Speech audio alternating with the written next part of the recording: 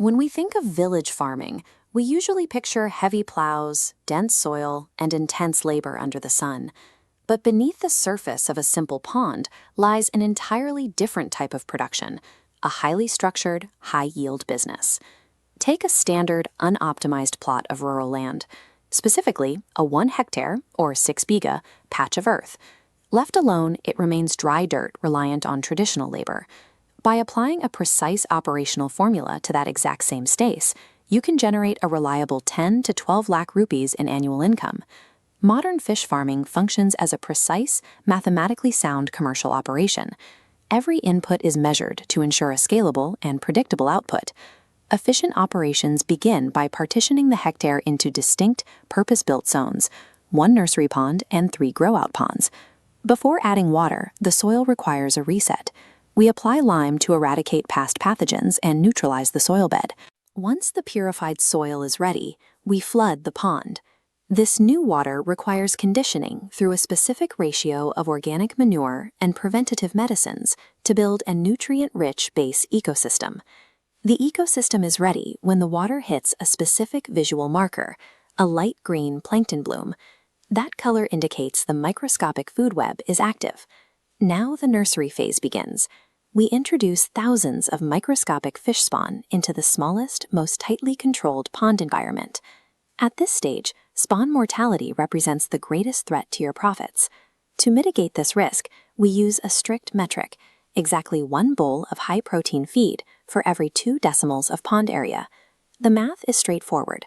Early survival rates dictate the total commercial yield at year's end.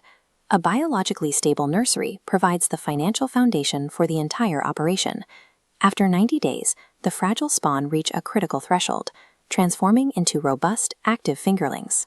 This milestone provides the first stream of revenue. We extract a calculated percentage of these fingerlings for market sale, generating immediate operational cash flow. This flowchart tracks the 90-day pivot. 30% are routed to cash sales, while the remaining 70% migrate into larger grow-out ponds. To generate mass, their diet shifts to commercial pellets, known as dana, and mustard cake. Rapid growth creates a specific hazard. As the fish increase in size, they consume more oxygen.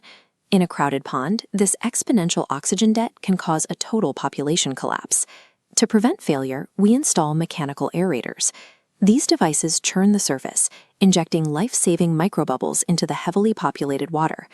Successful navigation of the 90-day pivot requires balancing immediate financial liquidity with high-stakes environmental management. For the next 6 months, the operation demands rigorous discipline, uninterrupted feeding schedules, constant water quality monitoring, and proactive disease prevention. The ultimate biological target involves compounding the weight of each individual fish until they hit the premium 1 to 1.5 kilogram bracket. The harvest requires a massive coordinated netting event to extract the entire underwater inventory simultaneously. It requires precise labor coordination to pull, sort, and transport thousands of kilograms of live fish without damaging the yield. This biological weight translates directly into economics. Fish that reach the 1.5 kilogram mark command premium pricing in regional markets. Pulling thousands of kilos of fish from 6 bigas of land serves as the direct result of 6 months of meticulous risk management and precise biological monitoring. This chart shows the cumulative result. Stacking early fingerling revenue with the 6-month harvest revenue breaches the 12 lakh rupee ceiling. The PMMSY scheme acts as a financial catalyst. Its subsidy block offsets initial capital expenditure, widening the final profit margin. This scheme provides tangible provisions to lower the barrier to entry, including direct capital subsidies, technical training, and institutional backing. For rural landowners, a village pond represents highly optimized commercial real estate. When managed correctly, it provides a superior return on investment compared to traditional agriculture. When planned with this level of precision, managed water generates a high-yield commercial return, turning a village pond into a reliable source of significant annual wealth.